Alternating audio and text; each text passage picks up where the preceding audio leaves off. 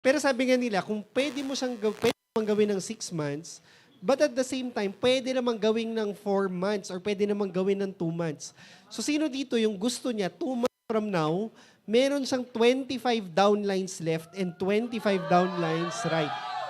So, for a lot of people, masarap siyang isipin. Di ba? Kasi pag you can imagine, kapag 25 na yung active people mo left and right, yung $100 a week, guys, hindi na yan mahirap. $200 a week, hindi na yan mahirap.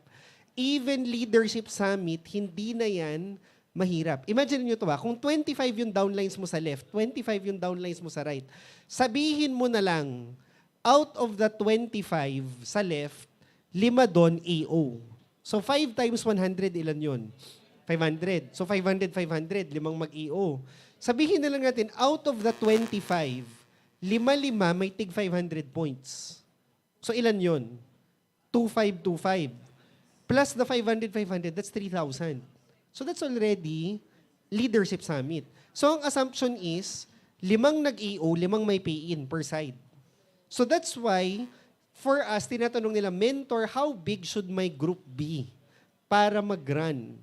Well, wala naman talagang specific number, pero more or less, you should have at least 20 to 30 downlines per side. So, di ba? Title pa lang ang haba na ng explanation. So, so anyway, to get the training started, so for the people who don't know me yet, yung background ko, I used to be a nursing graduate from UST, batch 2008. And I'm like one of the many na sobrang introverted ko when I joined. So, wala naman akong kabalak-balak talaga to get into a business like this. Kasi hindi talaga ako business-minded. Hindi ako mahilig magbenta. Tapos hindi rin ako kumausap ng tao. Diba? So sabi ko parang budol-budol talaga. Bakit ako napasali sa USANA? So nagkataon lang kasi when I graduated from UST, recession that time yung US. So pagpasa ko ng board exam, biglang nag-recession yung US. They decided to stop hiring nurses anymore. E nung time ko, hindi naman uso yung Canada, New Zealand, Australia, Ireland, walang ganun-ganon. So kung hindi ka mag-US during my time, ang option mo was to go to Saudi. Sabi ko, ano ba to? Ayoko nga mag-nursing. Sabi niyo, magiging US citizen. Kaya lang naman ako pumatol ng nursing, tapos biglang papadala niyo ako sa Saudi. Sabi ko, ayoko nga pumunta ng Saudi. So, hindi ako nag-apply abroad, kung Saudi lang yung pupunta. So I tried applying for a job here. Kaya lang, yung St. Luke's BGC that time, they were offering me parang 5 or 6,000 a month. Eh sabi ko, I live in Quezon City. Pamasahe ko coming here was 150. Pamasahe ko going back home is 150. So sabi ko, kung 1,500 a week, yung pamasahe ko, 6,000 a month, tapos ang sweldo ko, 6,000, sabi ko, nagtrabaho ako para magkaroon ng pamasahe para pumasok sa trabaho. So sabi ko, it didn't make sense for me. Tapos sabi ko, parang ayoko naman ng ganyang offer. So one day, in-invite ako dito sa USANA and yun, in-explain yung products, in-explain yung business. Ako naman, parang I was pretty convinced. Pero nung tinatanong na ako sa huli, kung mag-join ako, pina-fill up na ako ng form, hinihingan ako ng cash or credit card, tapos sinasabi, game na ba ako? Sabi ko, wow, budol-budol. Pero syempre, hindi ko naman yung sinabi. Pero, sabi ko sa friend ko, sabi ko, wag mo na akong kulitin, thanks for the effort, but I really have no plans of joining. Sabi ko, number 1, maganda yung brand nyo, pero hindi ko talaga nakikita yung sarili ko nakakatok sa kapitbahay, magbebenta ng vitamins, kakausapin yung tita ko, yung office mate ko. Sabi ko, I don't look down on salespeople, but it's not something na interest kong kasi hindi ko nga talaga siya. Mukha ba akong salesperson? Diba? Hindi naman ako pala kausap ng tao. So, sabi ko, I'm not gonna join for that reason. And secondly, sabi ko, kahit naman pilitin nyo pa akong mag-join today, sabi ko, hindi ko nga alam ba't ako in-invite ng friend ko dito. May cash out pala. Alam naman niyang wala akong work, wala naman akong money. So sabi ko, wag na akong kulitin. Definitely, I'm not joining. Nagkataon lang, 15 years ago, before I left, itong friend ko, pinakilala niya ako sa mentor niya sa pangalang Mentor Nat Sunyo. And itong si Mentor Nat, para siyang mind reader. Parang galing yung mag-brainwash. So sabi niya, uy bro, I heard you're a nurse.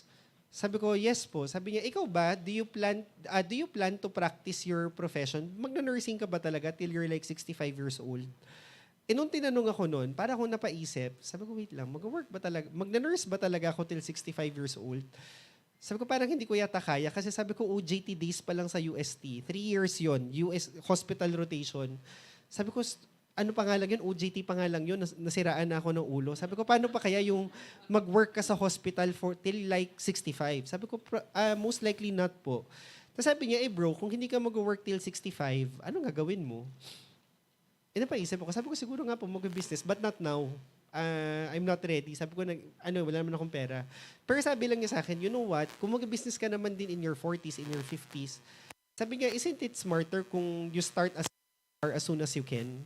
Kasi besides, Ryan, maganda nga, if you're not good in sales, maganda nga magbenta-benta ka para matuto kang mag-sales. Maganda nga, kung hindi ka marunong mag-business, di magbenta-benta ka para matuto kang mag-business. So ako naman si Uto-Uto, akala ko ganun lang kadali yun. So pag-uwi ko ng bahay, I was borrowing 40 to 50,000 sa mom ko, parang lend me cash. Tapos galit na galit siya sa akin. Kasi humingi ako ng 500 that day to go to Makati. Akala niya, nag-apply ako ng trabaho. Tapos pag uwi ko, malaman-laman niya, gusto kong sumali ng pyramiding. So galit na galit yung mom ko about it. Tapos, nung nagalit siya, doon ako medyo na-excite. Sabi ko, yung nursing nga, pinagpilitan niya yun sa akin. Wala namang nangyari sa buhay ko. Sabi ko, this time around, didiskarte ako ng sarili ko. So what I did, nang hiram ako ng credit card ng friend ko, and that's what I used to join Usana. And to cut the long story short, ito, di ba I joined Usana together with Mentor Raj, yung business partner ko. So we joined Usana January 19, 2009. The day Usana opened, we joined. And kung titingnan nyo, September 2010, personally, hindi naman ako yumaman. Kasi personally, I was only getting 20 to 30,000 a month.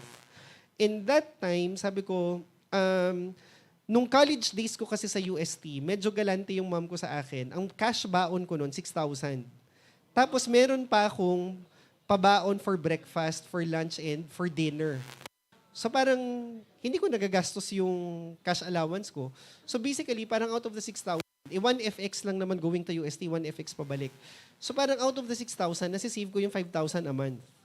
So when I was in college, sabi ko, pag kumita ako siguro ng 15,000, sabi ko, ang yaman-yaman ko na siguro. When I started making money sa Usana, sabi ko, oh my God, ba't hindi ako makabili ng condo sa Makati? Sabi ko, bakit hindi ako makabili ng ganito, ng ganyan? And doon ko na-realize, iba pala yung situation if you're a college student na wala ka namang responsibilities. Pero iba na rin talaga yung situation kapag, alam mo yung expectation, graduate ka na eh. So hindi ka na yung, makikiparticipate ka na sa Meralco bill, makikiparticipate ka na sa grocery, mag-aabot ka na sa parents mo. And doon ko na-realize, sabi ko, shucks, ano ba to? 1 year akong naghirap sa Usana, parang hindi naman ako yumaman. In that time, around this time, I decided to quit Usana na. Naghahanap na ako ng backup option. Hindi lang ako nagsasabi kay Raj kasi baka ma-demotivate siya. So sabi ko, sige, kung ayoko na mag-Usana, siya na lang mag-continue. Pero naghahanap na ako ng exit plan. Kaya lang, nagkataon, around that time, ang option ko lang naman was to get into a call center job or become a medrep. So sabi ko, pambihirang buhay to. Napaburnout na nga ako kakausap ng tao about vitamins. Tapos sasagot naman ako ng telepono ng mga galit na customer, di ba, sa call center. Or kung hindi man, medrep, sabi ko, nasisiraan na ako ng ulo kakapromote ng vitamins, tapos gamot naman yung ipopromote ko. So sabi ko, parang, nagsimula ng 1 year naman ako sa Usana. Sige, I'll give it 1 year more. Let's see what happens. And exactly 1 year after, umabot siya ng gold director. That's like 200,000 per month. And a lot of people, di ba yun naman yung enigma ng network marketing eh?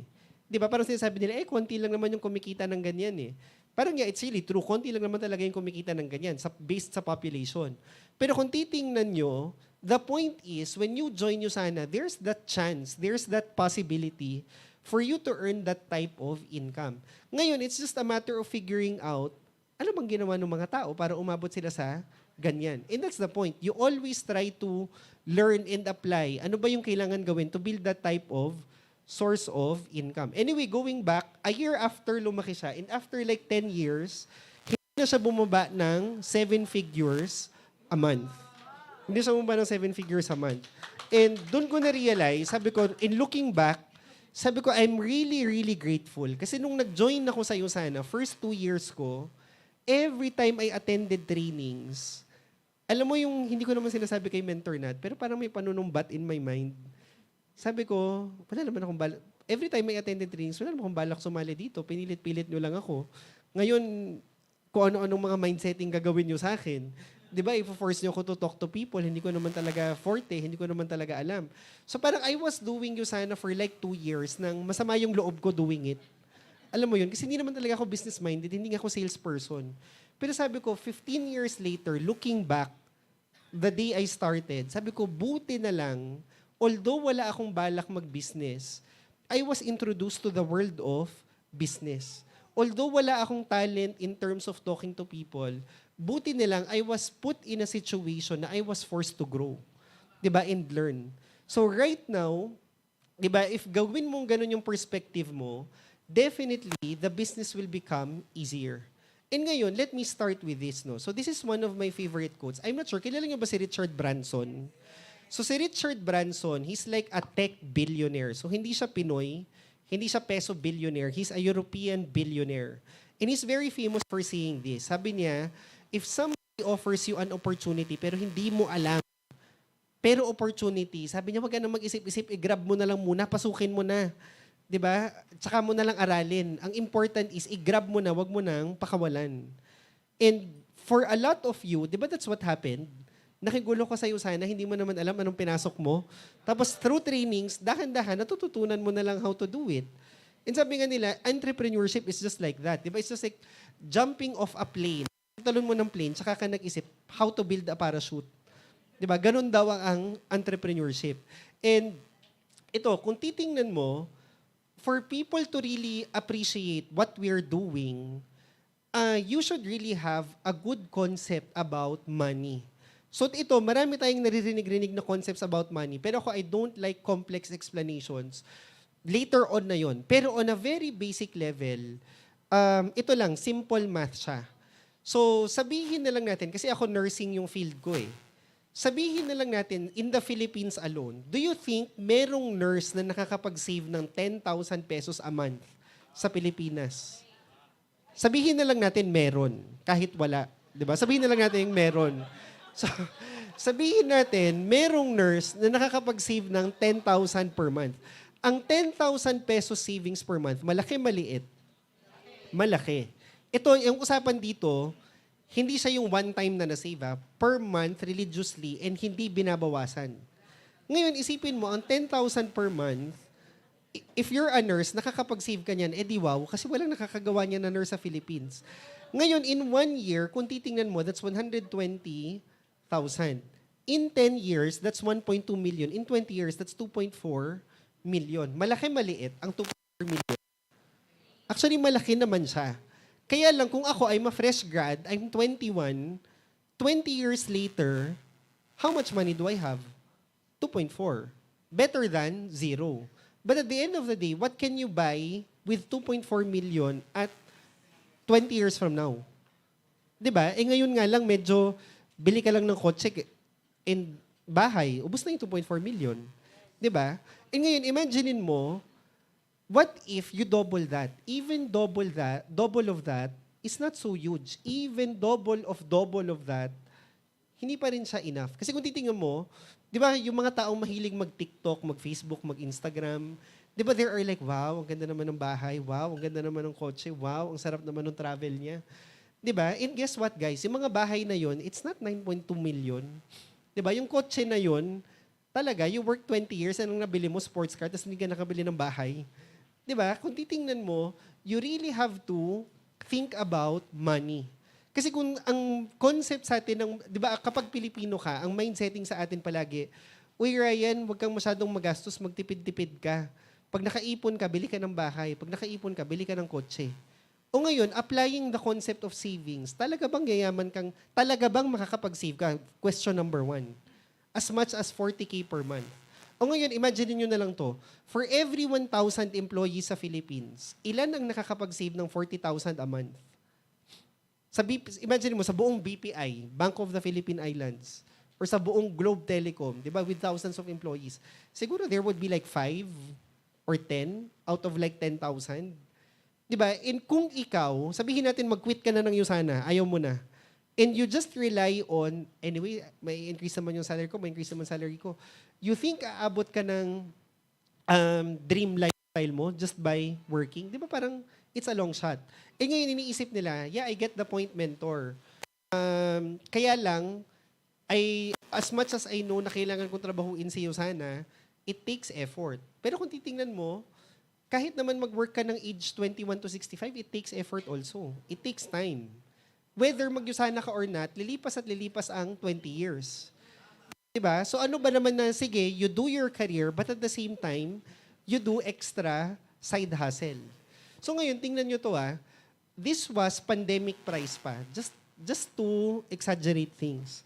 Pandemic time. So for example, this house in San Jose del Monte, Bulacan, sabi ko, grabe, paano pa kapag sa Metro Manila? Diba? A house in San Jose del Monte, Bulacan, magkano? 5 million. Diba? And ngayon, ang Kia Picanto for a starter's car, 635,000.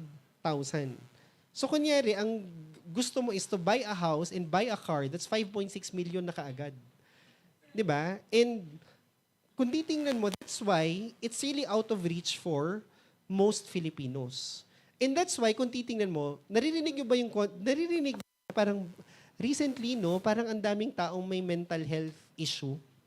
Parang ang daming stressed, ang daming, not necessarily depressed, pero alam mo yung parang they're so overburdened every day.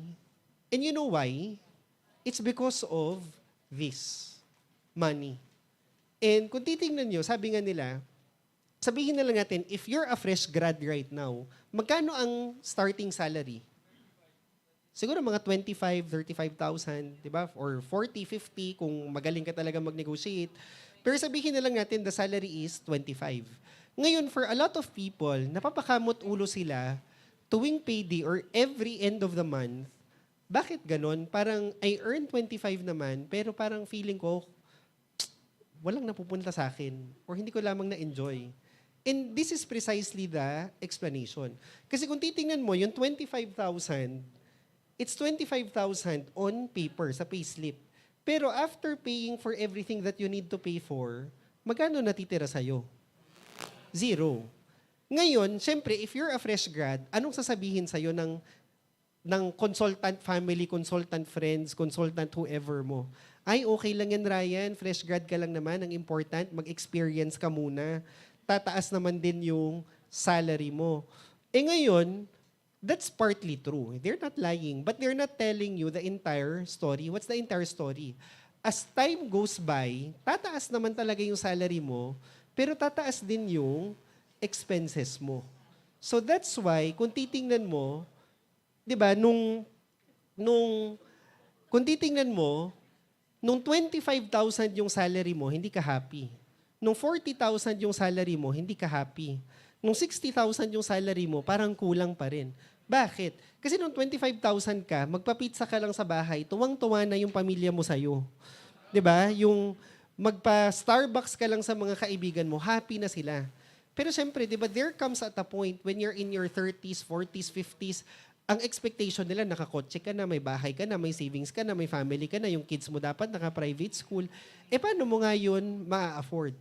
And you know what? Nung Yosana na ako nito, I really had this notion na lahat ng mga tao, grabe, 100,000 yung salary. Parang 6 figures talaga was the financial threshold in my mind. Na kapag 100,000, mayaman na yung tao. Pero sabi ko, grabe, paano naman nga kung babayaran mo lahat yan, kahit 100,000, di ba, hindi mo pa rin mabayaran lahat ng kailangan mong mabayaran. And that precisely explains bakit nga yung mga tao depressed. Bakit nga yung mga tao nag-anxiety? Di ba, bakit yung mga tao, kung ano-ano nang nangyayari, di ba, ang dami na nilang mga kung ano-anong sakit. And it's not, kasi sinasabi nila, ang kaartihan naman ng mga bata, they're weak, di ba, napaka-reklamador. Pero hindi naman, it's not that they're weak, it's not that they're reklamador.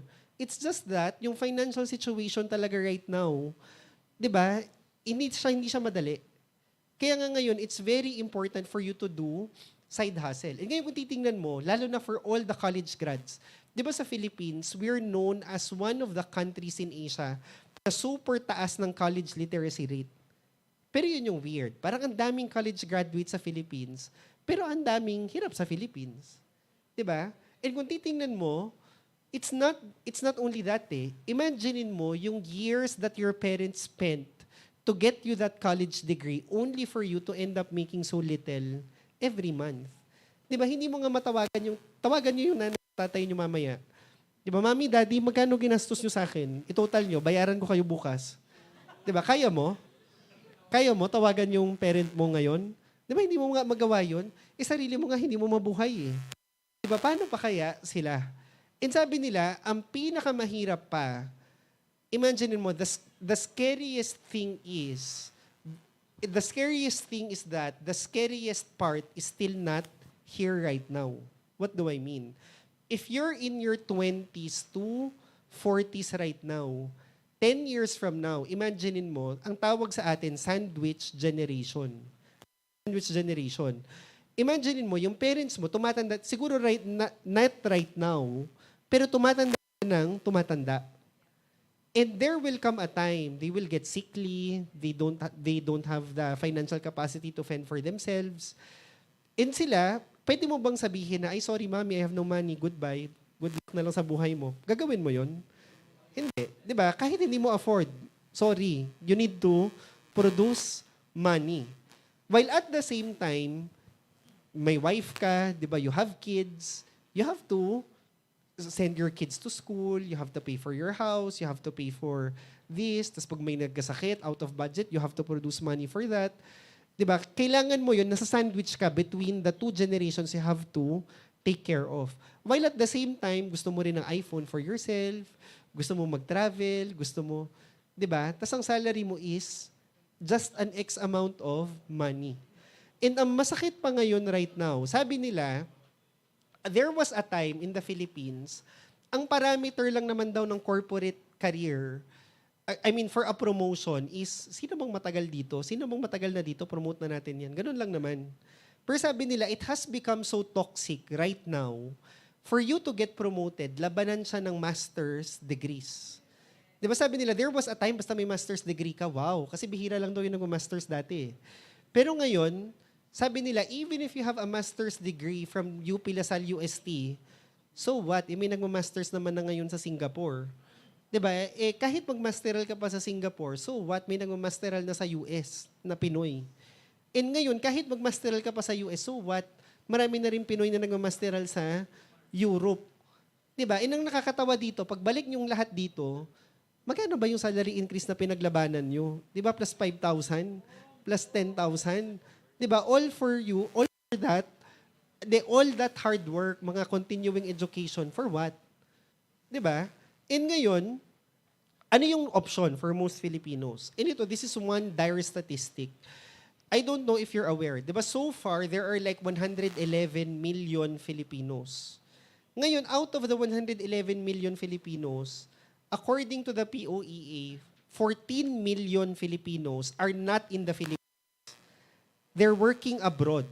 So more than 1 out of 10 Filipinos wala sa Pilipinas. They're working as OFWs. 'Di ba? Kasi yun talaga yung career path. Darating yung time, sasabihin nga ng parents mo, uy Ryan, yung kapitbahay natin, yung anak niya nag-Saudi, nakabili na ng Montero, nakapagpagawa na ng bubong, mag-Saudi ka kaya? Tapos sasabihin, ganun ba? Sige nga, makapag-apply na nga rin. 'Di ba? Kasi yan naman yung pathway for Filipinos. Ngayon, there's nothing wrong with that. Kaya lang, tandaan nyo, yung family, di ba that's the good thing about the Philippine economy. Sabi nila, we stay afloat because of the dollar remittances nung OFWs. But at the same time, that's also the tragic thing about the Philippines. Di ba yung broken families? And tandaan nyo, sabi, yung family, hindi daw yan designed by the Lord para magkita-kita once a year, once every 5 years. So iba nga, walang uwi-uwi eh. Di ba nakita nila yung baby, nabuntis yung asawa, nanganak na yung asawa, grade 5 na yung anak, hindi man lamang niya nakita. And, I mean, that's the reality. Diba? Siguro, yeah, you earn, pero hindi mo kasama yung family mo. Diba? And when you go abroad, it's not as if you're living the life. Yung mga tao abroad, tipid-tipid sila. Diba? Just so they could send money back home. Diba? And even if umuwi ka, anong gagawin mo dito? Diba? So, wala. And I would never forget, when I was new to USANA, I attended one training. Nakaupo ako sa harap. Sabi nung speaker, pinatayo niya ako. Sabi niya, ikaw Ryan, I'm curious. Sabi niya, are you willing? Putulin natin yung smallest finger mo. Bibilhin daw niya for 50,000. Sabi ko, wait lang, yung sana training pa ba to? so, sabi ko, of course not. Sabi niya, sige Ryan, putulin natin yung finger mo, bayaran daw niya ako 100. Sabi ko, hindi. Sabi niya, sige, last offer, in front of the whole crowd, i-issuehan daw niya ako ng cheque for 1 million pesos. Putulin daw niya yung smallest finger ko. Papayag ba daw ako? Siyempre napaisip ako, pero sabi ko, hindi pa din. Tapos sabi niya, bakit? And sabi ko, this is part of my being. This is part of my body. Bakit ko naman bibenta sa'yo? Tapos sabi niya, that's precisely the point. Hindi mo nga bibenta yung daliri mo for 1 million pesos. And yet, think of it this way. There are a lot of people, binenta na nila yung buong pagkatao nila, buong buhay nila sa kumpanya. Di ba? Para sa magkano per month. Di ba? And kung titingnan mo, sinasabi nila, that's a gross exaggeration, hindi naman buong buhay. Pero think of it this way. Di ba there are 7 days in a week? So Mondays to Fridays, you go to work. And after work, sinasabi mo, ay, hindi naman ako nag-work the whole day. Yeah, pero it's not as if after work, you go to the airport, tapos mag-Hong Kong ka, di ba, mag-happy-happy ka, tapos work ka the following. Hindi naman. After work, uwi ka na ng bahay, mag-distress, traffic, di ba, whatever leftover work, sikasuhin mo, tapos tulog, pwede ka manood ng konting Netflix, but not too much, kasi may pasok pa ulit the following day eh. Tapos on Saturday siguro, mag-mall ka, unwind, errands, di ba, laundries. Tapos Sunday, you go to church. Tapos you go to mall ulit. Not too much kasi the following day, meron na namang work. Di ba? So you do that Mondays through Fridays. In weekends, what can you really do? Sa totoo lang. So imaginein mo, 5 days a week you don't own. And even Saturday, Sunday, constricted ka din. So in the span of 1 week, in times 4 weeks, that makes up 1 month, ano nga bang nagawa mo? Di ba sinasabi nila, mentor, I get fulfillment from what I do naman. It's not as if super hell. Yung iba, they complain about their job, pero ako, I am happy with my job. I find joy in my job. Pero, for me, di ba, palagi kong sinasabi sa downlines, what if the Lord comes to you tonight, sasabihin niya, uy, kukunin na kita by Wednesday. Last day mo na bukas. And wala ka naman ng choice. Sige, si Lord na yun eh. Pero kunyari, tomorrow, Tuesday, anong ipapasok ka sa work? Di ba sabi mo, love mo yung work mo? Hindi, di ba? What will you do? I bet you, gagawin mo yung mga bagay na matagal mo nang inasam-asam gawin na never mong ginawa. That you never had time to do. And ngayon, imaginein mo, the things you love the deepest, the most, hindi mo ginagawa sa halagang, give up mo lahat ng yon para sa magkano every month. 'Di ba? And now you're given a business to build. 'Di ba? To make a huge amount of money, to give you time freedom. 'Di ba? Hindi mo pa sineseryoso. And ngayon, iniisip ng iba, kaya lang mentor, the thing is, when it comes to network marketing, medyo jejemon talaga siya eh. Parang hindi ko talaga type. For me, I'd rather get into traditional business mentor than do Usana. Kasi there are career professionals who think that way. Kaya lang sige, let's entertain your idea. Kasi hindi lang naman talaga Usana ang brilliant idea. Siyempre, pag nasa Usana ka, sa Usana training, sasabihin talaga Usana is the best. 'Di ba? Pero sige, give it to you na there are other business opportunities out there. O ngayon, you pick one. Ano bang gusto mo dyan? Ngayon, hindi kasama yung mentor, ibang business gusto ko yung magbebenta ako ng leche flan sa Facebook. 'Di ba? Hindi naman business 'yun. 'Di ba? Yung magla-live selling ka, hindi naman business 'yun. Tinda-tinda din 'yun. So when we say business, yun talagang business na nakaka 6 figures ka a month. Ngayon, number 1, if you're talking about traditional business, well, that's more capital intensive. 'Di ba? Yung Usana nga nahimatay ka na sa 50,000 na 500 points. Paano pa ang restaurant na 5 milyon? 'Di ba? Coffee shop nga, sinasabi nila coffee shop 600,000, parang coffee machine ngayon is 800,000. Hindi pa yun yung high quality. 'Di ba? So, what if hindi mag-click yung coffee shop mo, dinalugi ka na rin. 'Di ba? Yung iba sinasabi nila, mentor ako, gusto ko yung business na wala akong gagawin masyado. Like what? rental properties, yan yung gusto kong pasukin mentor. Tapos tinatanong ko, may bahay ka na ba? Wala. So anong paparent mo? Wala. Di ba?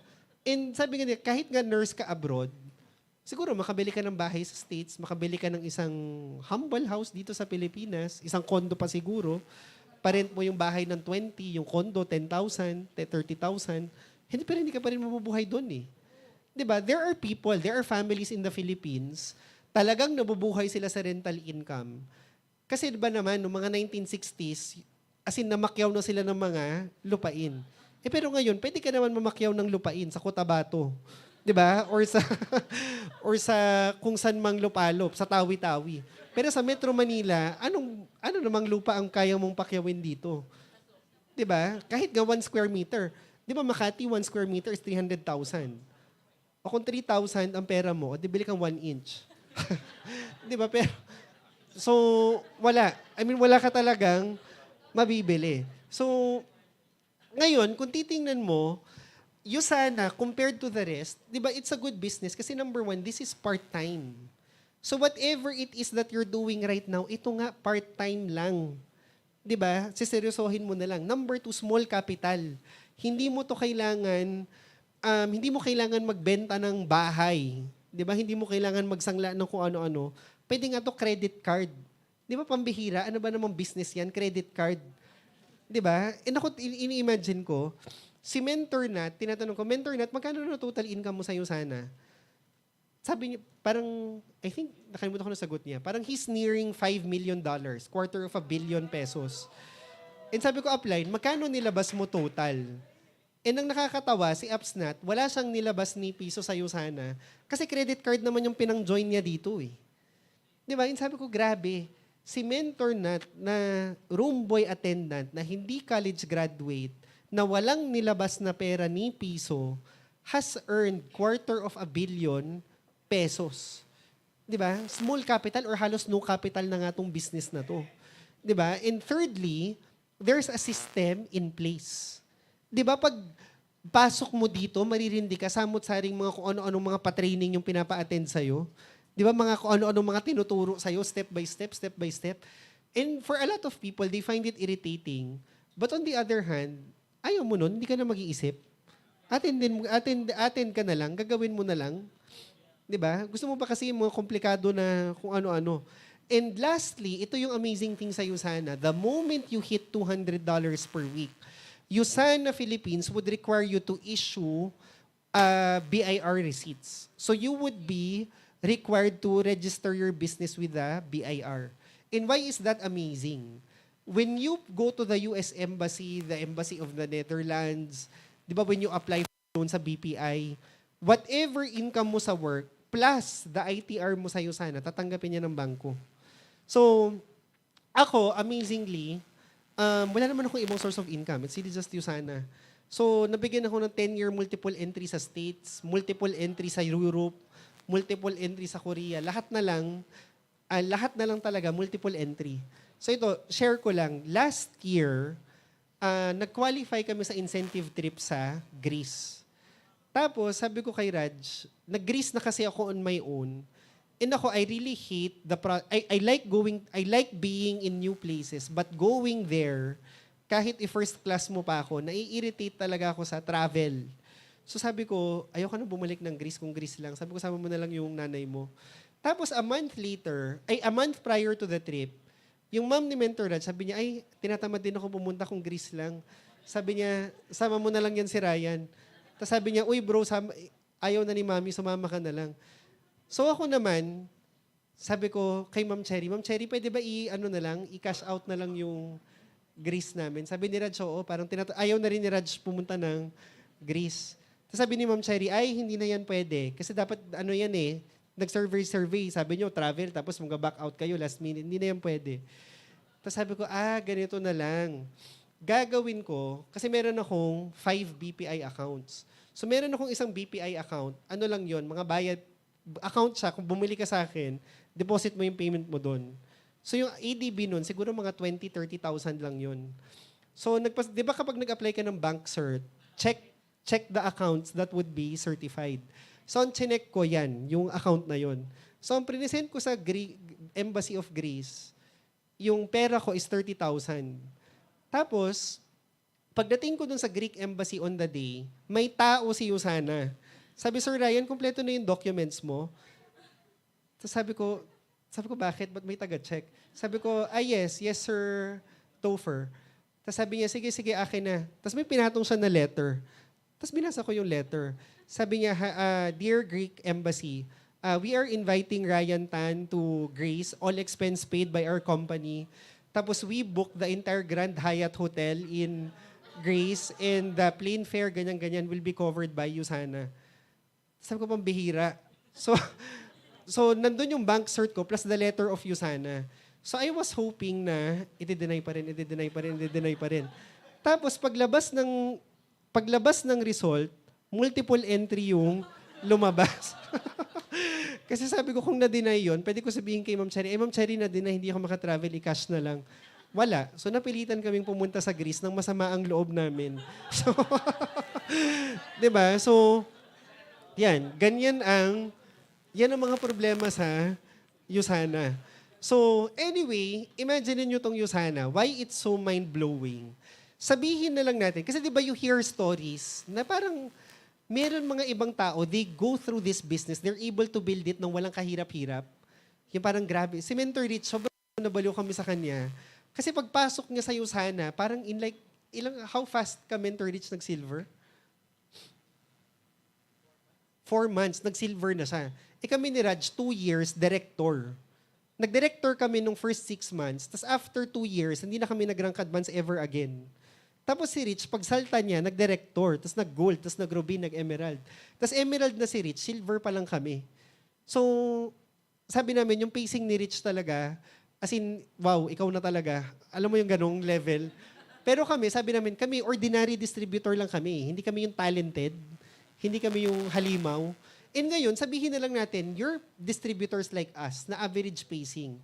Sabihin na lang natin, on your very first year, yung ibang tao nag-diamond na, ikaw, believer ka pa rin. Alam mo yung best foot forward na, lahat na ng trainings, every day na talaga, 1,000% best na talaga yung binigay mo. Pero sa kasawiang palad, alam mo yun, may karma ka yata, 250,000 lang, $100 a week, hindi ka makaalis-alis for 1 year. Ngayon, ang 250,000 extra income, malaki, maliit? Malaki. Kung part-time. Kung figures lang ang pag-uusapan. Pero in the real world, hindi na rin eh. Di ba yung mga nakikita nyong pinopost sa grabe, yung ref na sobrang laki na freezer na may ice dispenser. Di ba? If you wanna buy that type of ref, magkano yun? 150,000? Di ba? So parang hindi na rin siya ganun kalaki. Pero again, kung extra income lang naman, not bad. Ngayon, on your second year, yung ibang tao, nag-10-star diamond na, ikaw, builder ka pa rin. Di ba? $200 a week. So, still, magkano ba yan? That's like 40,000 a month na yan. Diba? Yung sinasabi nila, 40,000 lang. You know what? Yung mga mineral water station, laundry shop sa kanto, magkano lang makita nun? 30,000? 40,000? Yung kinapital nila, 800,000, 1.5 million. At least ikaw, nag-40,000 ka nang hindi ka nangapital ng 1.5 million. Diba? And sabihin na lang natin, year 2026, retired na lahat ng tao dito, ikaw, nasa Yusana ka pa rin. Diba? Sabihin na lang natin, you're making $400 per week. O that's like 1 million per year extra income. Pwede na ba yan? Ganyang pacing? Pwede na. Ngayon, ito yung tanong. Kasi kung titingnan nyo, di ba network marketing is a very contentious topic sa Philippines. Kasi when you go to Malaysia, nakakabaliw yung mga tao dun eh. Di ba na-meet nyo si Mentor Lucas Lim? So si Mentor Lucas Lim is like a corporate executive before joining Yusana. So parang it's the most natural thing in the world for them na business executive ka, you're a business owner, you're a doctor, tapos biglang you will mag-networking ka. Parang it's okay. Pero sa Philippines, parang pag nag-join ka ng networking, parang napakabaduy mo naman, napaka-desperado mo naman. Di ba parang may ganung stigma? Ngayon, kanina, di ba I started the training with a quote from Richard Branson. Ngayon, there was this interview with Richard Branson. Tinanong siya, Sir Richard Branson, you're a billionaire. Matanong nga kita, curious topic lang, anong tingin mo sa networking? Is that something na you would recommend to people? Or is that something you would tell people to avoid? Ako, parang I was really curious. Parang, wow, oo nga, no? Billionaire to si Richard Branson eh. Ano nga ba talagang point of view ni Richard Branson about network marketing? So, ito, let's listen to this.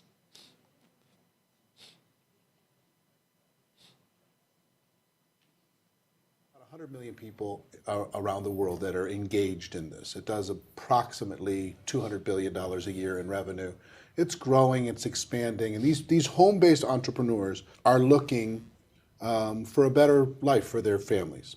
Do you think it's a good idea for a person to get involved in network marketing and start to build something? I think we were involved with network marketing once with a cosmetics company in the UK, and we would have a dinner every year with all these young entrepreneurs from all over the country, and they were sometimes they were a mum with children who wanted to make some money on the side, and sometimes they were relying on it completely, for their living. And it was tremendous seeing the enthusiasm, how much it transformed their lives, and what a difference it made to them. So I'm a tremendous believer in network marketing, and I'm a great believer in entrepreneurs. I think all the future jobs in the next 20 or 30 years will be created by network marketing entrepreneurs and other entrepreneurs around the world, starting off from scratch or starting off very small and making a real difference in the world. So pwede palakpakan nyo si Richard Branson. And ngayon, kung isa-search nyo sa Google, sino ba siya? Di ba si Richard Branson owns an airline. He owns, I think, 400 companies. Di ba? And sabi niya, siya nga din mismo at saka yung asawa niya, they did network marketing before. And sabi niya, di ba, a lot of millionaires would come from this industry. Di ba? That's coming from Richard Branson himself. Ngayon, kung titingnan mo, sino pa talagang mas credible? Yung kapitbahay mo o si Richard Branson? Di ba? Yung office mate mo o si Richard Branson? Di ba, at the end of the day, if you want to succeed in business, you should listen to people who are successful in the field of business. Kasi pwede namang may opinion sila. Everyone's entitled to their own opinion. Pero kung gusto mo mag-succeed in business, makinig ka nga sa mga taong negosyante. Ngayon, speaking of business, ano ba tong industry natin? So, FYI, ang direct selling is part of, network marketing is part of direct selling. And that industry as a whole, kung titingnan mo, mas malaki pala to sa Hollywood. Mas malaki pala to sa NFL, sa video gaming industry. And ngayon, another person, this guy is named Paul Zane Pilzer. He's actually a renowned economist, very well-respected economist siya. And he's a prolific writer. And sabi niya, maganda nga ang direct selling kasi it's like starting a traditional business pero walang sakit sa ulo. It's instant. So what did he mean by this? Sabi niya, kung binasa mo yung book niya, say for example, spontaneously, one morning, nag-iisip ka, mag-open kaya ako ng restaurant. So the moment you think of opening a restaurant, just imagine all the details, all the things that you need to execute. Kailangan mo isipin, ano kayang cuisine? Filipino? Sige, anong cuisine? Parang Visayas ba? Mindanaoan or Luzon? Sige, adobo. Ano ba? Chicken adobo ba dapat or pork adobo? Where do I buy toyo? Gano'ng kalaki yung ref? Gano'ng kadami dapat yung seats? Oh, wait, saan maganda magpa-design ng logo? Dapat ba may Instagram account ako? Paano mag-tie up sa Grab? How do I apply for a sanitary permit? How do I apply for a business permit? Oh wait, where do I find a good chef? Where do I find waiters? Di ba parang, oh my God, idea pa lang yun. Hindi ka pa nagsisimula. Di ba? So sabi niya, wag ka na lang mag-ganon. Kung hindi ka naman marunong mag-business, mag-direct selling ka na lang. Wala kang isipin. Di ba ang direct selling, it's just a matter of saying yes or no. Di ba yung tipong in-invite ka ng alas 8 ng umaga, pagdating ng 9 a.m., businessman ka na. Di ba after an hour? Kasi instant. Di ba yung parang present sa'yo o gusto mo, buy a product, buy a kit, then you're a member, you're a business, you already have a business. Di ba kaya nga, negatively, sinasabi nila, 1, 2, 3 yan, budol-budol yan. On the negative side. But on the other hand, it's nicer na it's nicer na ganun. Why would you prefer nga a business na masakit sa ulo? Why would you prefer a business na, thank you. Why would you prefer a business na masakit sa ulo kung meron naman ng business na, pwede palakpakan nyo, Mentors Caleb, your mentors. Ayan. So, welcome back, Mentor Caleb. So, di ba sabi niya, wag ka nang mag-insist on a business na mas mahirap. So, mag-direct selling ka na lang. And ngayon, fast forward, di ba kung titingnan nyo, yung Usana, it's a brand trusted by so many. And for the longest time, di ba tinatrumpet natin, Usana is number one sa Philippines, number one sa Philippines. Ngayon tuloy, hindi na maisip ng distributor, saturated na nga ba ang market? Kasi di ba parang 15 years na. Etas number one na pala tayo eh. So sino pang bibili ng Usana? Parang lahat naman yata may alam na ng Usana, di ba? So, sino umattend ng convention na to sa Marriott? Di ba? So kami, nakaupo kami sa harap, and Usana was awarded that top 1 by Euromonitor. And nung ina-awardan si Ma'am Cherry, yung mga diamond sa harap, medyo parang kinikilabutan kami. Parang talaga ba, nagawa natin to? Di ba kasi part kami nung parang ano yung Usana? Di ba? Ay, hindi yan tatagal sa Philippines. Kasi sabi sa amin before, everybody we talk to, very first year ng Usana, uy bro, hindi yan magkiklik dito. Maghanap ka na lang ng ibang career. Kasi sa kanila, ang vitamin sa Pilipinas, either ibenta mo ng tingi-tingi, or buy one, take one yan sa US na padala dito sa mga relatives nila. Tapos all of a sudden, meron brand. Diba, networking, nagbebenta ng vitamin sa Pilipinas, 2,000. So sabi niya, walang bibili niyan sa Philippines. And guess what? 'Di ba? Kung nakinig kami sa mga taong 'yon, wala sanang nangyari sa amin. Since hindi kami nakinig, what happened? Usana became number 1 in the Philippines. And ngayon, ito, listen to this. So, 'di ba the following day, si Sir David, kilala niyo si Sir David? So, siya yung Chief Sales Officer ng Usana sa Global. And tinanong siya dito, ito, kinat ko talaga, tinanong siya. So what's the outlook for 2024, you think? At least for the Philippines. Yeah, I think the outlook for the Philippines is very strong, and we're seeing the trend line starting to tick back up. I think COVID created a really interesting environment. I've seen you talk about that on your program, and e-commerce, it elevated e-commerce into a whole variety of areas. So we see a lot of new entrants coming into the marketplace. But I think our consistency, I mean, no business goes like that, right? Well, very few go like that. And we have that wavering. I think in the Philippines, we're seeing a very strong start to the year, and we have very strong expectations for the end as well. Let's take a look at some of the So, ano sabi niya? We're off to a great start and we have great expectations. So, ako naman parang, wow, sige. Pero ako naman paisip, alam ka namang sabihin niyang, we look forward to shrinking this year. Di ba, syempre, hindi naman niya sasabihin yun. So, ako parang napaisip din ako, parang may room for growth pa nga ba talaga ang Usana? So, ito yung ni-research, did my own research. So, tinype ko to sa Google. How many Filipinos take supplements? So, nagulat ako, as in really shockingly, 59% of Filipinos take vitamins. And sabi ko kanina, ilan ang Pilipino? 111 million. Ngayon, what's 60% of 111? That's 66 million. Ngayon, sino yung nagsabi niyan? So kung kiklik mo yung link, yung Philippines Nutritional Supplements Market Report in 2022 to 2030, so there's a company called Insights 10. So they're like a global consultancy firm. And they did a research on market in Philippines. So read the report, you pay $3,999. Siyempre, hindi ko naman binayaran yan. Pero yung synopsis niya, based on that, ito, if you wanna enter the Philippine market, so sino daw yung key players? Number 1 is Usana. So, hindi lang pala si Euromonitor yung nagsabi, but also Insights 10. And nung tinanong namin kay Ma'am Cherry, Ma'am, di ba number 1 si Usana? Number 1 si Usana? Ilang percent nga ba si Usana? Di ba out of the 100% vitamin sales, ilan ba si Usana? Nagulat kami, disappointingly, 17% lang.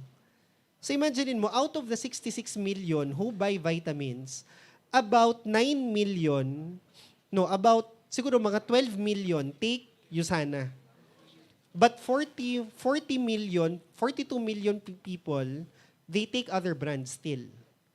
Sa tingin mo, yung 40 million, market din ba yun? Yes.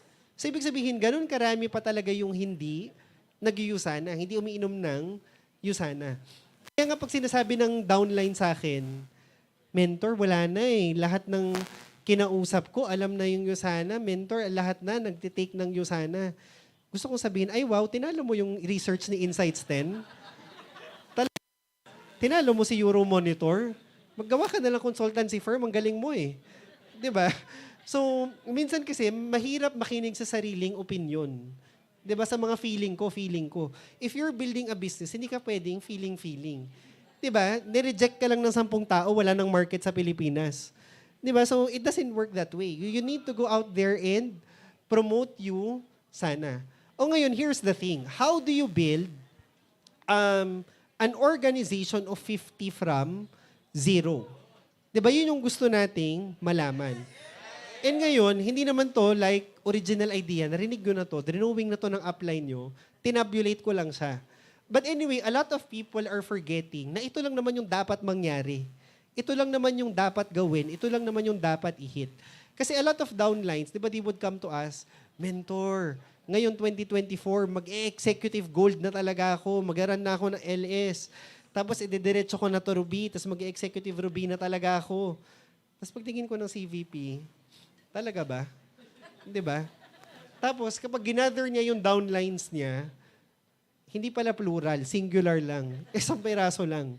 Di ba? So sabi ko sa loob-loob ko, paano kang mag-run ng executive gold, executive Ruby? Di ba sabi nila, mentor, yung team success talaga. I-count mo na ako sa count ng Frontier, i-hit ko yung team success, yung pilot for a day. Parang talaga ba? 'Di ba? Ako minsan hindi ko na rin alam eh. Ano ba, susuportahan ba kita? Or hindi ko na alam. Kaya ngayon, ito yung tinutok ko sa team namin. So ngayon, if you really want to hit whatever incentives, you should grow your business to to 50 downlines in the short term. And tinatanong nila, sige mentor, I'm really game. I'm gonna do whatever it takes. How long will it take me? Or how long ba yung timetable? Sino dito yung feeling niya from zero, it would take a year to build 50 downlines? 6 months. 6 months. Or 4 months. Pero sa totoo lang, it's just 2 months. Everything done right. So, paano yan? So imaginein mo, if you're building from 0 to 50 downlines, number 1, you should be excellent in prospecting, inviting, and closing. Anyway, alam nyo na yan. Pero, ano yung operative word here? You should be excellent. Kasi meron mga tao dito, mentor, hindi ko kasi strength yung sponsoring, hindi ko strength yung sponsoring. Eh di wag ka na dito kasi this is network marketing. So if you're not adding people, kung hindi ka nagsusponsor, wag ka na nga mag-Usana, mag-crypto ka na lang. 'Di ba? Kasi doon walang tao. So, 'di ba dito, you really need to sponsor people. And you know what? Nung time namin, parang it took us like 7 attempts to build an org. What do I mean? First, 'di ba nung first time, I was more active than Raj. So it was me na mas active sa Usana. Nag-PPPS yung account namin. So I sponsored 4 people. 3 nag-quit, 1 nag-PPPS, tapos yung isa sa ilalim niya nag-PPPS. So after like, I think 3 months, we had like mga 15 downlines. Tapos after a month, wala na kaming downline. Di ba nakaka-frustrate? Tapos sabi ng upline namin, hindi, mag-sponsor lang kayo ulit. And sa loob-loob ko lang, nung kausap ako ni Upsnat, that's an easy thing for you to say. Di ba? Ang hirap-hirap magpa-pay in. Ang hirap-hirap maghanap ng downlines. But at the end of the day, what do you do nga pag nawalan ka ng downline? You sponsor. And you know what? Nung sinabihan kami ni Upsnat na mag-sponsor lang ulit, guess what? The following week, we had 3 pay-ins. Ganon. Hindi yung mentor, wala na akong downline sa left, mentor, wala na akong downline sa right. Tapos, yun yung story niya last year. This year, wala pa rin siyang downline. 6 months later, wala pa rin siyang downline. Diba? Parang, ba't ganon? In networking to eh. Dapat nga, you should add people.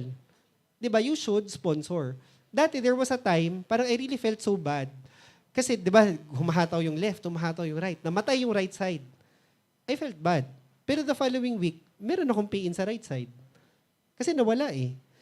Di ba? So yung iba, nawala ng right side, okay, bakit 2 months na wala pa rin tao yung right side mo? Bakit ang bagal? Bakit ang tagal? Di ba? Bakit slow-mo? Yun yung hindi ko magets. E nung tinitingnan namin, in our whole USANA career, di ba, we joined January 19, 2009. Di ba, we get paid every week. So, since we joined, 780 commission weeks na ang lumipas. And you know what? 777 out of 780, we were paid commissions. So 3 times lang kaming na zero sa USANA. Tapos sabi ng downlines namin, wow, mentor, ang galing nyo naman. Sabi ko, hindi kayo yung wow. Parang sa loob ng isang taon, 3 beses lang kayong nagkomisyon. Di ba? Sabi ko, bakit ganon? Di ba? Why do you allow that? Hindi pwede. Business to. Dapat meron kang CVP every single week. So sinasabi nila, mentor, ang hirap, ang hirap. Mas mahirap yung zero. Di ba? Mas mahirap yung wala kang pera. Di ba sabi nga, ano ba yan? Being broke is hard. Becoming rich is hard. Choose your hard. Di ba? Kaya lang yung mga tao, hirap na nga nila sa situation nila, ayaw pa rin nilang umalis. Di ba sabi nga, what you allow continues. Di ba? Bakit wala kang momentum? It's not because nawala yung downlines mo. It's because you keep allowing it, you keep allowing yourself to be stagnated. Di ba? Nasa kamay mo naman eh. So ngayon, once you're excellent in this, di ba, excellent, dapat magaling. And how long para maging magaling sa pay-in? I don't know. Dapat today, before ko umuwi, dapat magaling ka na. Kasi dapat this week, meron ka ng pay-in. Di ba? So, ngayon, di ba sinasabi natin 28 days? 28 days is 4 weeks to be exact. Ngayon, ano yung goal mo dapat? So, sinasabi ko sa mga downlines, sige, LS is good, all the ranks are good. Pero on a very basic level, for people who are starting, ang goal mo dapat is 1 pay-in left, 1 pay-in right. So, isang pay-in sa left, isang pay-in sa right side. Ngayon, walang pakialamanan kung 500 yan, 400 yan, 355 points yan, 200 points yan. Basta minimum 200 points. Ang minimum, meron kang pay-in sa left, pay-in sa right. Mahirap ba yon? Mahirap ba yon? Siguro kung hindi ka sanay magpa-pay-in, kung nawala na sa sistema mo, yung mag-invite, talk to people, siguro medyo mangangapa ka. Pero naman, ang 1 pay-in left, 1 pay-in right in 1 week, kung talagang seryoso ka sa USANA, doable ba yun? Doable. O ito yung tanong, doable naman pala, bakit hindi nagawa? Doable naman pala, di ba? Kasi pag ginawa mo, may resulta ka. Gusto mo ng resulta, pero hindi mo ginawa. Bakit? Di ba? Ang weird mo lang. Weird lang. Di ba? So ngayon, that's the goal on your first week. So, ngayon, on your second week, ano na bang goal mo? Mag-week gold? Hindi pa din. Ang goal mo lang on your second week is to sponsor 1-1. Ngayon, it doesn't matter kung mentor pwede ba, yung na-pay-in ko nung week 1, may na-pay-in siya nung week 2, counted na ba yun? Sige, pwede na rin. Kasi network marketing naman to eh. Production mo rin naman yun eh, di ba? Ngayon, on your third week, imaginein mo to, ang goal mo na, di ba meron ka ng 2 downlines left, 2 downlines right? Di ba naghahabol din sila ng PPPS? And ito yung nakakabaliw in network marketing. Posibleng feeling mo, wala ka ng market, pero yung pay-in mo, di ba meron siyang totally new market, separate from yours? And lahat ng mapipiin niya, lahat ng matatap niya, network mo yun eh. So ngayon, on your third week, with the 2 downlines on your left and 2 downlines on your right, and on top of yung minamarket mo pa, ini-invite mo ba, posible ba, dalawa-dalawa na yung mag-join? Posible na, di ba? Sasabi nila, ay, ang hirap naman yan. Eh ngayon, gusto mo nga mag-gold eh. Mas basic to. Di ba? Mas kailangan mong pagdaanan yan. On your fourth week, ano nang goal mo? +2 lang ulit. Ngayon, after 5 weeks, after 28 days, ilan na yung downlines mo? You already have 12. Total. 6-6. Amazing ba to? Hindi naman. It's just normal pace ng nagyuyusana. Di ba? Nang hindi tulala. Yung iba kasi, nagyuyusana daw, pero hindi naman sila nagyuyusana, tulala lang sila. Di ba? Tapos magtataka sila, ba't wala silang result? Kasi hindi naman sila gumagalaw, tulala lang sila. So, I remember dati, wala pang 9th floor.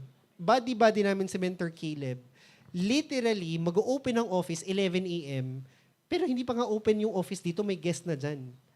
Tapos, 11 a.m. may guest, 12 noon may guest, 1 o'clock, 2 o'clock, 3 o'clock, 4 o'clock, 5, 6, 7, 8, 9, 10, 11. Di ba? And literally, kami nila Mentor Caleb, yung tagline namin, ihilang ang pahinga. Yung mga tipong 10 p.m. na, bro, nahihilo ako Parang ganyan. Ayaw nga pala, hindi pa tayo nag-lunch. Di ba? 11 p.m. na, nakalimutan namin, hindi pa kami nag-lunch. Bakit? Ang daming guest, ang daming kausap. Yung ibang down sinasabi nila, mentor, ang hirap na magpa-pay-in, ang hirap na magpa-pay-in. Ilan ba yung guest mo last week? Isa. Tapos hindi po siya nag-pay-in mentor. Sino ba nagsabing isa lang yung kausapin mo? Di ba, wala ka nang grupo, isa lang yung kinausap mo. Kami before, nung wala kaming group, we were talking to at least 2 per day. 2 sa Monday, 2 sa Tuesday, Wednesday, Thursday, Friday, Saturday. Sunday, we don't do Yusana. So that's like 12 guests in a week. So siguro naman, 2 out of 12, isa mapapayin mo. Isa dito, mapapayin mo. Diba? But if you're talking to, sige mentor, maghihit ako ng goal. Ilan ang guest mo? Isa. Ay mentor, nag-cancel, next week na lang ulit. Diba? So good luck naman sa'yo sana career mo kung that's the pacing that you have. Hindi pwedeng ganun. Ngayon, kapag meron ka ng 6 downlines left and right, yung iba iniisip nila, how do I manage downlines? How do I do this? Leadership. Yung ibang mga tao, mentor, how do you lead? How do you do this? How do you do that? Parang, paano pag ganito yung downline? Tapos tinatanong ko, ilan na ba yung downlines mo? 2. Di ba, pwede wag ka na lang muna magtanong about how to lead? Wala kang ili-lead. Magdagdag ka muna ng mga tao. So, ngayon, pag nadagdagan na yung downlines mo, madali lang naman din. Di ba, all you need to do is to promote trainings. So, when you have new downlines, make sure whatever the trainings of intensity are, yung downline mo nakaupo palagi doon, yung bago. Di ba? Kung sinasabi nila, mentor, yung downline ko ayaw gumalaw, ayaw ganito, ayaw ganyan. Kasi yung downline mo, hindi pa niya na-appreciate yung business on the same level na na-appreciate mo. Pero kung na-appreciate niya, kung nakikita niya yung nakikita mo sa business na to, definitely, he will commit to the business as much as on the same level ng commitment mo. Nakuha mo? And thirdly, ayan, you have to master getting on the spot signups. Meaning, pag may guest na yung mga downlines mo, wag mo nang hanapin si Mentor Rich, wag mo nang hanapin yung sila Mentor Ryan, yung mga upline mo. Ikaw mismo, pag may guest na yung downline mo, di ba matuto ka na mag-open, present, close, mag-encode, mag-NDO. Di ba? That's the pacing that you want. Ngayon, kung titingnan mo, if you continue with that, di ba you ended with 6 downlines left and right? Sabihin na lang natin, 3 out of 6 lang yung gumalaw on week 5. So ano ka na? Plus 3, plus 3, plus 3, plus 3, plus 4, plus 4, plus 4, plus 4. So after another 28 days, ilan na yung downlines mo left and right? You have 26 left, 26 right. So ilan yung downlines mo after 2 months? You have 50. Diba? Sinasabi mo, mentor, gusto kong mag-run for gold. O ayan, pwede ka nang mag-run for gold. So for me, pag sinasabi, mentor, gusto kong mag-run ng gold. I really want to become gold this year, mentor. Wala akong group, but I'm serious. I wanna build my org. Sige, hindi ka naman mag $1,000 this week or next week. Simulan mo muna sa 1 pay in left, 1 pay in right this week. Pakita mo na serious ka. Kasi that's step 1 eh. Di ba kung step 1 na lang, it's taking you 10 years, hindi mo pa magawa-gawa, mag-gold ka naman, pero siguro after 100 years. Di ba? So dito, yung 1 pay in left, 1 pay in right, that should be the standard every single week. Diba? So dito, kailangan marami kang kausap, appointment. So I remember, kung naalala niyo si Mentor Linda, yung executive 4-star from Korea. So, tinatanong namin siya, how do you create gold directors in your team? What's the process? How do you do ganyan-ganyan? Tapos, nung nag-coffee kami, sabi lang niya, um, meeting. Dapat daw maraming presentations kung gold yung niraran.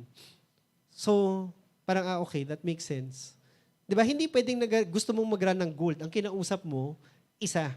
Kasi the higher the rank, volume lang naman yung activity ng kailangan. Di ba? It's as simple as that. O ngayon, yung iba na naman, syempre yung mga pessimistic people, mentor, it's easier said than done. But you know what? Kung titingnan mo, kung ganyan yung mindset namin, hindi rin kami magkakaroon ng resulta. Kasi meron mga tao, no matter what you do, no matter what game plan, no matter what motivation you give them, they would always see the difficulty in the opportunity. And there are people who are experts in that. 'Di ba? Na nasa USANA sila, pero all they do here is whine. Ang hirap mentor, ang daming ganito, ang daming ganyan, nawala yung group ko, si upline, wala dito. Alam mo yung, they're here to whine. So, if you have friends in USANA like that, layuan nyo na sila. Friendship over. 'Di ba? Hindi, no joke. Kasi kami, wala kaming kaibigan sa USANA. This is serious. Wala kaming ni isang naging friend sa USANA na whiner. Kaya nga kami, di ba ni Mentor Nudge, hindi kami magaling eh. Pero nagkataon na barkada kami kay Caleb, naging close kami kay Rich, naging close kami kay nila Mentor Nat. So nagkataon, yung activity rate nila, the way they think, ganoon na rin kami mag-isip. We were never, wala kaming oras talaga to whine. Kasi palaging sinasabi ni Mentor Rich yan before, kung may oras ka pang magtampo sa upline mo, may oras ka pa sanang mag-present one more time. 'Di ba? Kung may oras ka pang magdrama-drama na mahirap sa iyo sana, 'di ba, mag-invite at mag-present ka na lang. Be productive. 'Di ba? And kung ganyan yung mindset mo, magkakaresulta ka sa USANA. So ngayon, throughout the years, alam mo yung when we attend conventions, of course, may mga awarding, ganyan-ganyan. Pero pag tinitingnan lang namin yung team picture, di ba nakabuild naman kami ng network. And we have thousands of downlines all over the globe. And ngayon, we're under Mentor Nat. And nung tiningnan namin yung picture, parang wow, ang dami. Pero sabi nga, di ba, the good is the enemy of the better.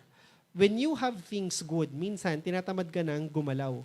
So, nung tiningnan namin, ito yung picture ng team ni Mentor Nat. Di ba ang lupit? Sobrang lupit. And ngayon, kung titingnan mo, di ba, balik ko lang. Kami ni Raj, si Raj, computer engineer, ako, registered nurse from UST. And we were able to build a network of that size. Ngayon, yung team na yan, that's a team of Mentor Nat.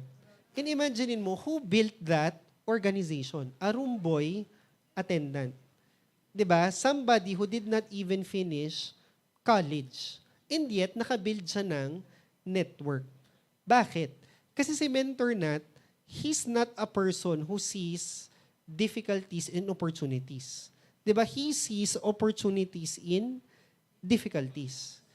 Kaya nga ngayon, 'di ba, parang kami till now, 15 years na kami sa USANA, pero we're still very much inspired by the life and results of Mentor Nat.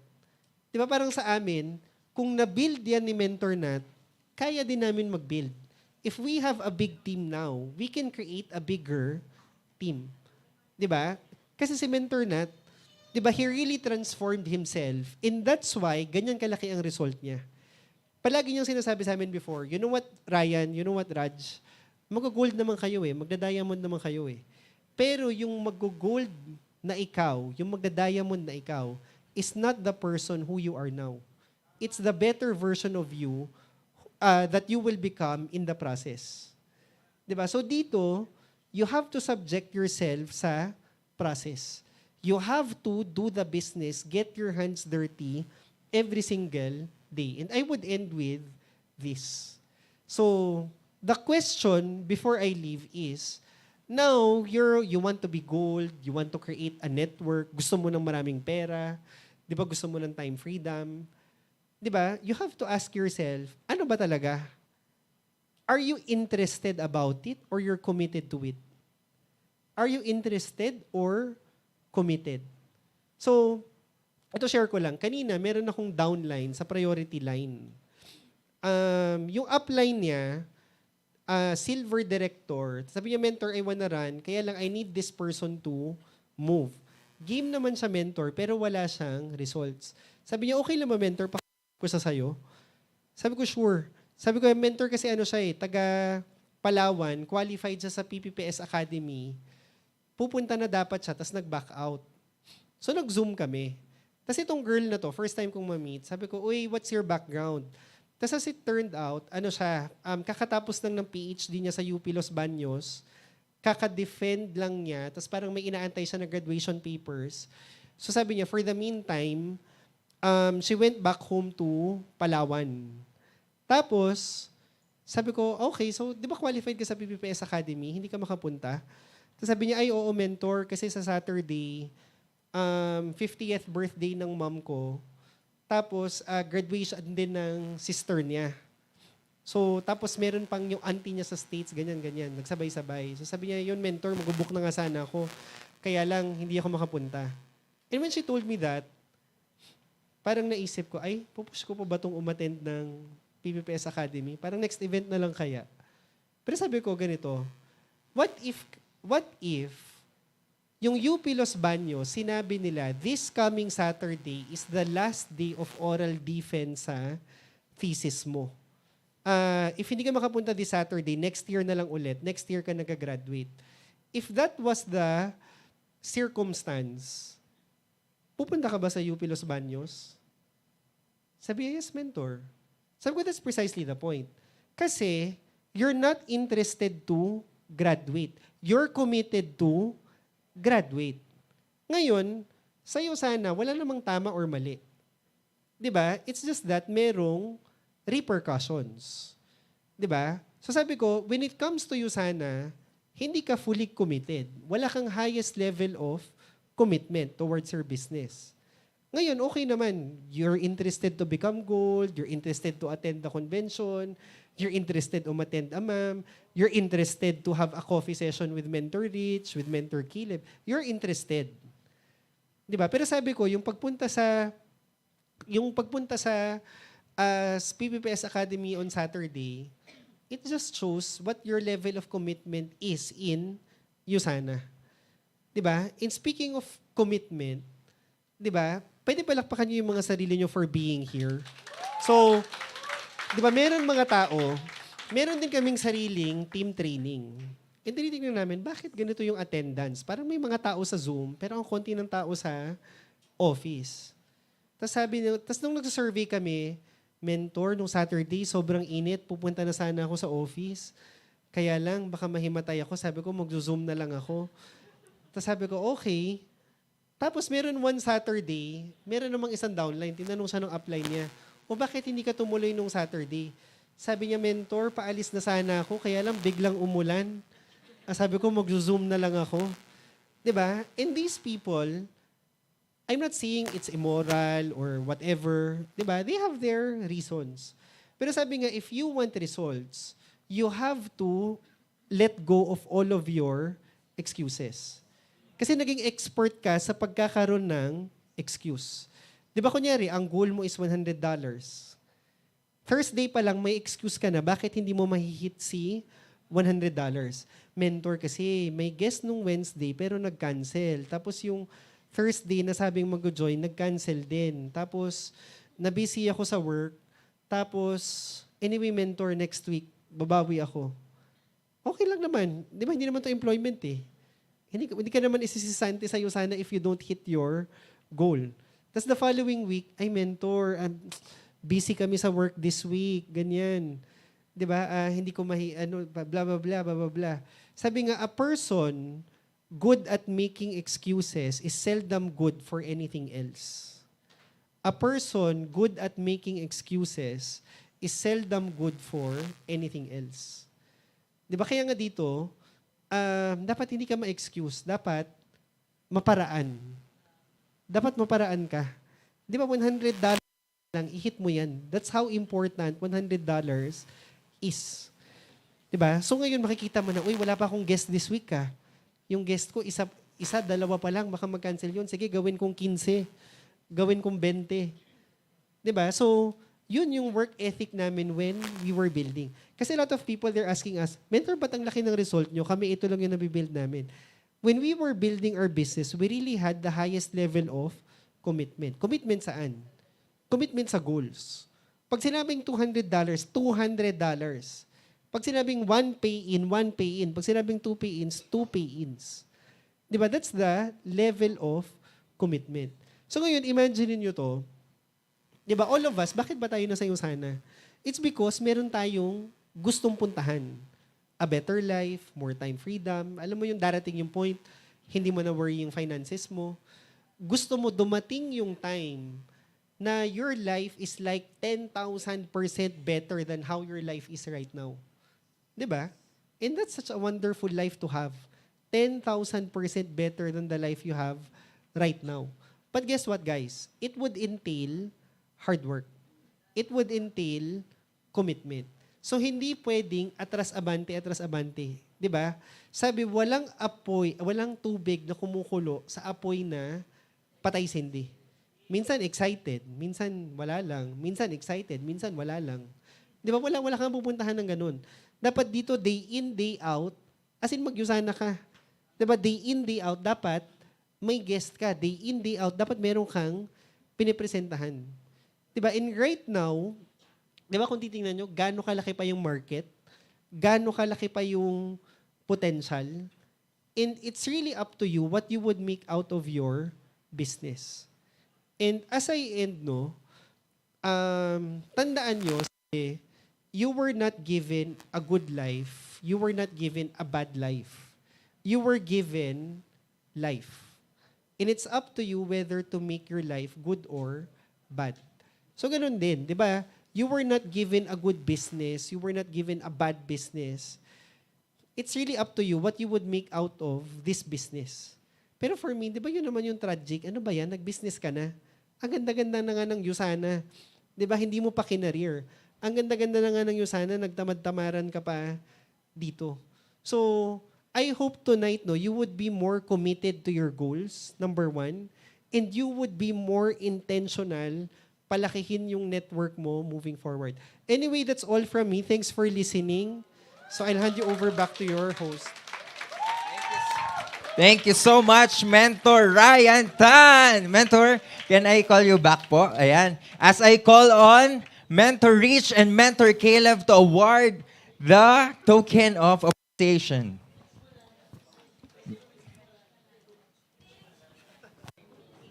Ayan, palakpakan naman natin once again, Mentor Ryan Tan.